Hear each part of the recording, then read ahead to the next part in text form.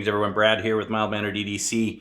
So responding to a tag video, this 5 knives that make me happy. It was originally a tag video right from Cedric and Ada, and has since gone around to a bunch of reviewers. So I was tagged by Triple E EDC, really great guy actually, great channel, super low key. I like his channel a lot. Go check him out if you haven't. He does really good thorough reviews. Just not a lot of flash, which I kind of appreciate. So, anyways, go check him out. Cool guy, and I appreciate him tagging me on this. It's a fun topic for sure. I was away on vacation, so I'm a little bit delayed on getting my response out. But here we go. This is the response from Mild-Mannered EDC on the 5 knives that just make me happy. Happy, happy, joy, joy, happy, happy, joy, joy, happy, happy, joy, joy, happy, happy, joy. So the first one on the list is this. This is an Ontario Rat number 1, but it is an Ontario Rat number 1 that, as you can tell, has been significantly modified. So for those of you who have been on the channel or have been subscribers for a while, I've always been a big fan of the Rat 1. I had one that I carried around forever just as an outside utility knife, broke the tip off it, was pretty bummed. And then early on in the channel, I got an orange one that I used for size comparisons and things like that. And then during one of the giveaways I did sort of early on in the channel, I ended up giving that one away, actually. So I didn't have one for a little bit. Well, and it won't surprise you, the good man himself, JB, over at Big Red EDC, without me knowing anything, went out and talked to Hilltop Knives and Gear, and they got together and modded this thing, turned it into a Spidey Rat, which is just awesome, by the way. Did some acid etch there on the blade, gave it a great shiny edge, and obviously dyed it into the mild-mannered colors. And this just sort of showed up at my door. I had no foreknowledge of it or anything like that, and it just made me smile, made me happy. This was early on in the days of the channel. Absolutely no reason to do it other than just two good guys looking to help out another channel, and I appreciate it. It meant a lot, and it's a forever in the collection kind of knife, and still is now on the channel for my size comparison. So anyways, this knife just means a lot to me sort of personally and as it relates to the channel. So it's a knife that always makes me happy, and I do actually carry it and wander around with it, and yeah, it's just a cool knife. So anyways, that's the first one, my Spidey Rat. So there you go. All right, knife number 2. This probably won't shock you if you're a subscriber of the channel or follow me over on Instagram. I did a video at one point called What's Your Daily Banger, which was a tag video as well. And I did that. That was an idea actually from my buddy over at Shadowborn Hanks. But the knife that I chose for that is the Kaiser T1. And I just love this knife. I think this is one of the nicest production pocket knives that have been made at least in my time, sort of in the hobby, or sort of reinvigorating my interest in the hobby. It's not the flashiest knife. It's not made with the most expensive materials. It's not any of those things, but it's just really, really attractive. It's classic. It's elegant, and in a lot of ways, I think was sort of Kaiser at its best. Kaiser seems to be coming back pretty strong. They seem to have a few down couple years there, but you can see by the way the kind of the old pivot that they used to use, that floral pivot. But the action on this, the way it feels in hand, it's a collaboration with Uli Henneke, and Kaiser has always been known for doing some really interesting and good collaborations out there, especially with some designers that maybe folks weren't as familiar with. And this was one of those back in the day. You can see Uli's maker's mark there, but this is just a phenomenal pocket knife. In fact, I think it's just one of the best that I own. I love it. The action is fabulous. The blade is great. The ergos are great. I mean, it's a great knife, period. And it's a knife that makes me happy. It makes me happy because it's just such a good knife, and it's so simple. It's just a simple tool done really, really well. And again, I love this one. I love it. Like I said, no real reason. I can't say S35VN is a groundbreaking steel or a titanium scale, whatever. But it is just a knife that makes me happy. So there you go, the Kaiser T1. I love this knife, and I'll oftentimes just have this and be flipping it on the couch or something like that. Anyways, okay. Now, the next one is a relative new. Well, I have two sort of newcomers to the collection. The second one is really pretty new, but I wanted to put it on the list because it's one that I looked for a long time, and I finally got my hands on it, and I'm so glad I did because I absolutely love it. So maybe it's just making me happy because it's new, but I also think, and that I finally got it, but I also think it's making me happy just because it's an awesome knife. That's this. This is the HEA Hunter. Now, HEA knives make some really, really interesting knives. They don't do a ton of knives. Sam over there, he doesn't do a ton of knives, but when he does do them, they're always really well done. They're really fascinating designs. There's a lot of attention to detail.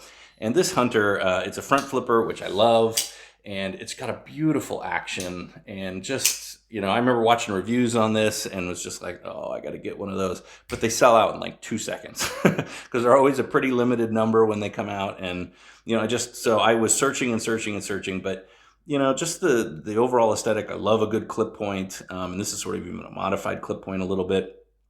But, you know, the attention to detail here on the back spacer.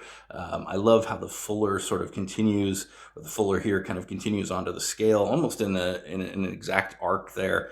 The ergos in hand are just great. It's a perfect size. It's right in my wheelhouse of what I love to carry. It's got a great pocket clip, again, with some interesting millwork. And I know some people don't like it because it sticks out quite a bit from the pocket, but whatever. I don't, that doesn't bother me in the slightest. But the action is phenomenal. I mean, it's just a beautiful action. It's perfectly dialed in. In fact, it might be one of the best front flippers I've had on the channel, or certainly that I've had in my collection, I haven't featured this one on the channel yet because it is so new.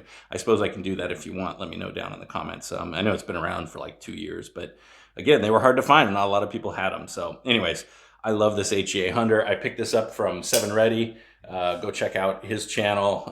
If you haven't already, he does awesome reviews.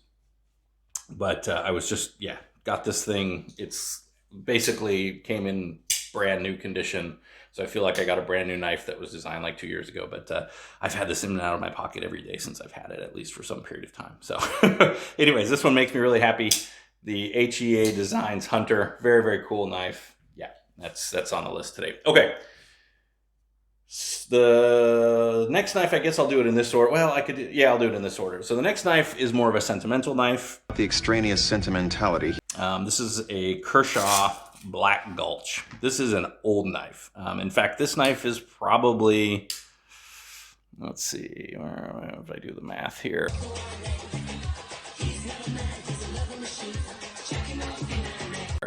This knife is probably 30 some years old, maybe a little older.